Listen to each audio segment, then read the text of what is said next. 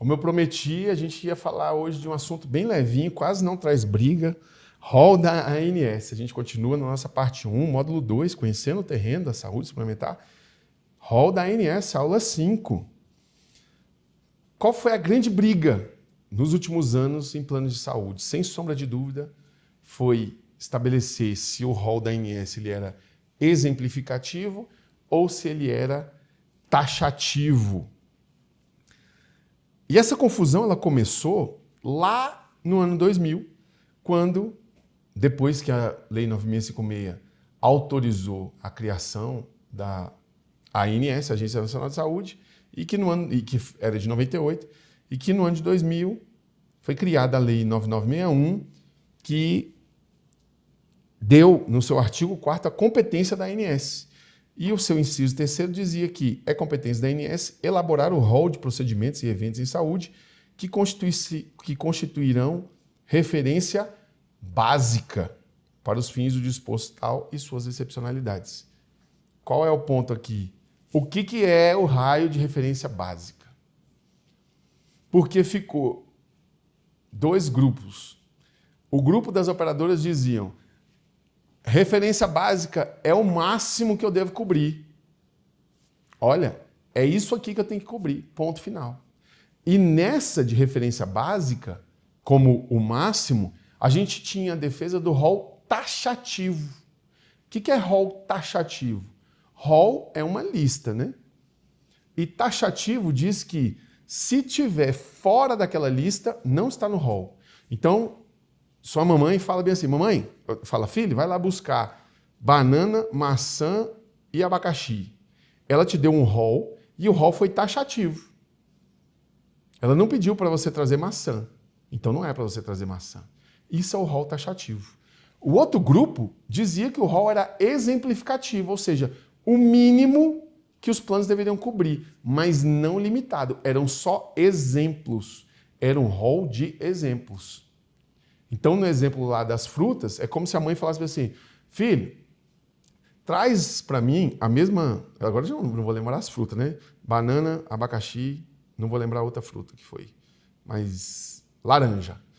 Traz essas aqui e outras frutas que você entender que você está com fome, pode comer. Entendeu como ela trouxe uma lista, mas ela trouxe uma lista exemplificativa? Meu filho, você pode trazer banana, pode trazer umas frutas aí que você gosta. O rol é exemplificativo, ele tem exemplos. O ponto é, um grupo falava que o rol, que referência básica é o mínimo a ser coberto, e o outro grupo falava é o máximo a ser coberto, nada além disso. Qual é o problema dessa questão? É que as normas elas andam muito mais devagar do que a evolução da tecnologia. Então o rol ficava defasado muito rápido. Ele era atualizado de 2 anos, agora de 6 meses, mas ele ficava desatualizado muito rápido. Então, seu filho está com uma doença grave, não tem tratamento constante no rol que traga a cura para o seu filho, mas já existe tratamento que não consta no rol. E aí, vai ter cobertura ou não vai ter cobertura? Ele não consta no rol. Entendem? E essa discussão chegou até o STJ. O STJ tem como competência, é o Superior Tribunal de Justiça, tá? O STJ tem como competência, dentre outras, dirimir dúvidas entre tribunais, ou seja, o Tribunal do DF discute isso e entende assim, o Tribunal do Rio discute a mesma coisa e entende de outra forma.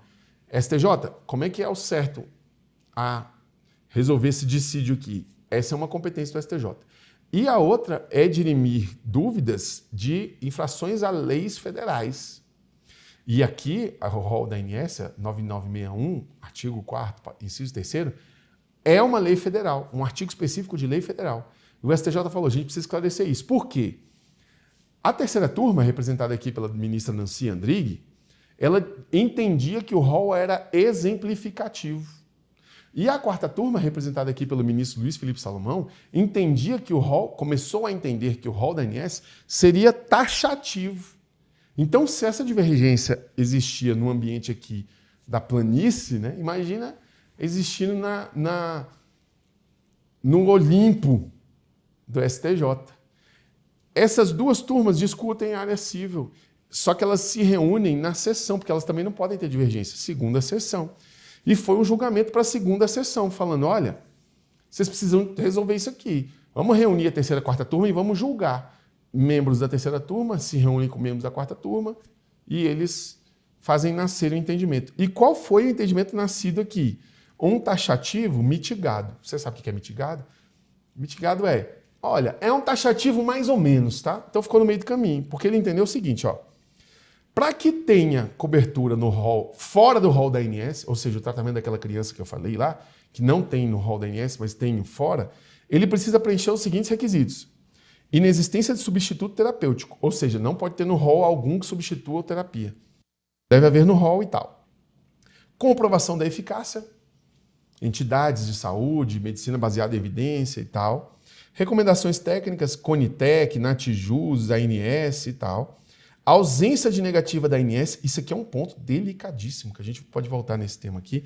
A gente vai falar muito sobre prótese de articulação temporomandibular e entra aqui.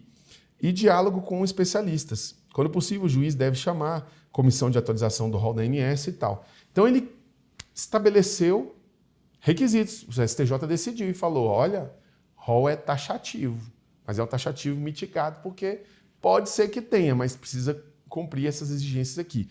Quanto à questão aqui do requisito de ausência de negativa da ANS, por que eu tenho tanta resistência nisso? Você já errou na vida? Pois é, eu também já errei, todo mundo erra, é natural.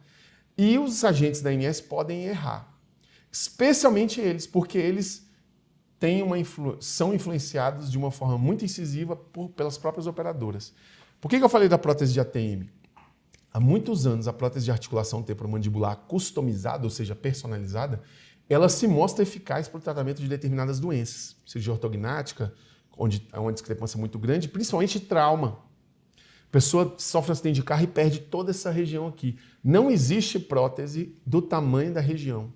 Não existe. Sabe o que a ANS fez? Falou assim, está proibido prótese personalizada, ponto final.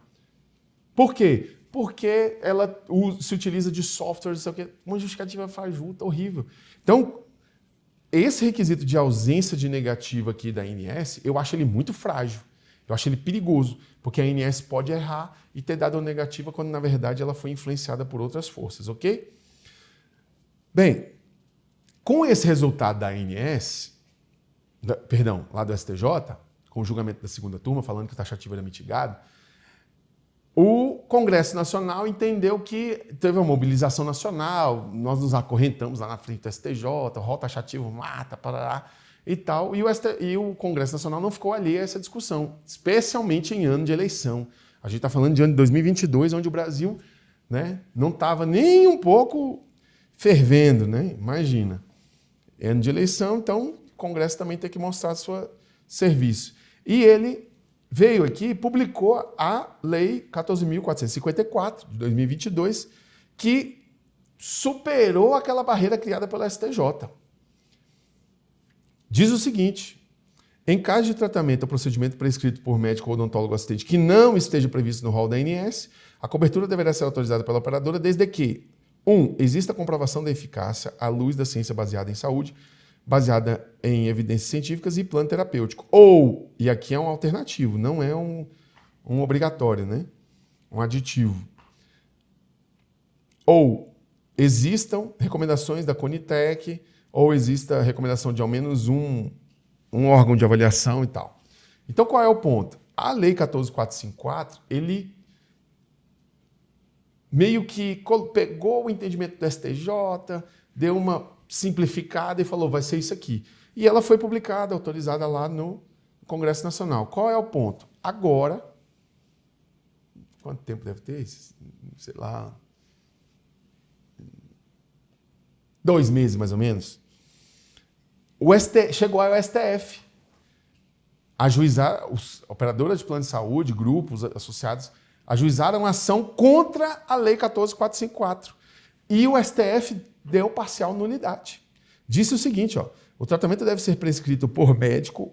Ele disse o seguinte, a 14.454 vai ser anulada, mas a gente vai criar requisitos aqui. Quais são? O tratamento deve ser prescrito por médico ou odontólogo assistente. Óbvio, né? Se não houver um pedido, não vai ter como ter negativa nem nada. O tratamento não pode ter sido expressamente negado pela ANS, nem estar pendente de análise para sua inclusão no rol. É aquele erro que eu falei. A ANS vedou, né? ela erra também. Não deve haver alternativa terapêutica adequada no rol da ANS. O tratamento deve ter comprovação científica, eficácia e segurança. O tratamento deve ser registrado na Anvisa. Ok? Então, qual foi a conclusão que restou? O rol da ANS é taxativo, cabendo exceções rigorosas. A gente vai falar muito ainda de rol da ANS e tudo, mas hoje, Marco Aurélio entende que o rol é taxativo, mitigado por essas forças, mas que ainda existe uma abertura. A Lei 9656 está sendo atualizada e eu acho que eles vão esbarrar de novo nisso aqui. Óbvio que a sociedade tem que estar atenta, porque não vai esbarrar para melhorar, né? Vai para piorar. Mas acho que isso aqui ainda vai discutir muito, porque tem muitos problemas, como eu falei, ok?